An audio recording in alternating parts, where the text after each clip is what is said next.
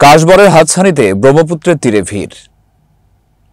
চারদিকে জেগে ওঠা ব্রহ্মপুত্র নদের বালুচর, এর মাঝখানে স্বচ্ছ পানির আধার, উপরে নীল আকাশে ভেসে বেড়ায় সাদা মেঘ, আর চরজুড়ে শুভ্র কাশফুল। প্রকৃতির দানেই তৈরি হয়েছে এ মনোমুগ্ধকর দৃশ্য। বাতাসে দুলতে থাকা কাশফুলের এ সৌন্দর্য ভ্রমণ পিপাসুদের মনে দেয় এক ধরনের প্রশান্তি। তাই প্রতিদিনই দূরদূরান্ত থেকে মানুষ ভিড় করেছেন এখানে। এ অপার সৌন্দর্যের দেখা মিলবে জামালপুর শহরের ফৌজদারি এলাকার ব্রহ্মপুত্র নদীর তীরে। প্রতিদিন বিকেল থেকে রাত পর্যন্ত নদের ধারে ভিড় করছেন বিভিন্ন বয়সী মানুষেরা। সবাই নিজেদের মতো করে ছবি তুলছেন, কেউ বা কাশফুল ছিঁড়ে তৈরি করেছেন তোড়া।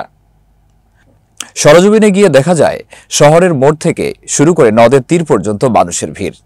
ছোট্ট একটু সেতু পার হয়ে সবাই ছুটেছেন নদীর ধারে। প্রায় 1 কিলোমিটার জুড়ে ফুটেছে কাশফুল। সবুজ লম্বা পাতার বুক থেকে বেরিয়ে আসে শুভ্র কাশফুল, কোথাও থোকা থোকা, কোথাও গুচ্ছ আকারে।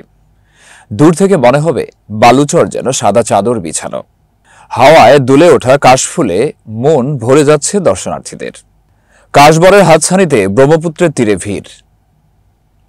চারদিকে জেগে ওঠা ব্রহ্মপুত্র নদের বালুচর, এর মাঝখানে স্বচ্ছ পানির আধার, উপরে নীল আকাশে ভেসে বেড়ায় সাদা মেঘ, আর চরজুড়ে শুভ্র কাশফুল। প্রকৃতির দানেই তৈরি হয়েছে এ মনোমুগ্ধকর দৃশ্য। বাতাসে দুলতে থাকা কাশফুলের এ সৌন্দর্য ভ্রমণ পিপাসুদের মনে দেয় এক ধরনের প্রশান্তি।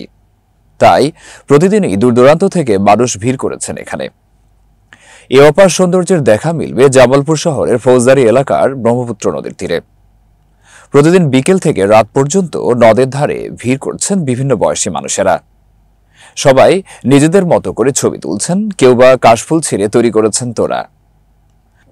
সরজমিনে গিয়ে দেখা যায় শহরের মোড় থেকে শুরু করে নদের তীর পর্যন্ত মানুষের ভিড়। ছোট্ট একটু সেতু পার হয়ে সবাই ছুটেছেন নদীর ধারে। প্রায় 1 কিলোমিটার জুড়ে ফুটেছে কাশফুল। সবুজ লম্বা পাতার বুক থেকে বেরিয়ে আসে শুভ্র কাশফুল, কোথাও থোকা থোকা, কোথাও গুচ্ছ আকারে। দূর থেকে মনে হবে বালুচর যেন সাদা চাদর বিছানো। হাওয়ায় দুলে ওঠা কাশফুলে মন ভরে যাচ্ছে দর্শনার্থীদের।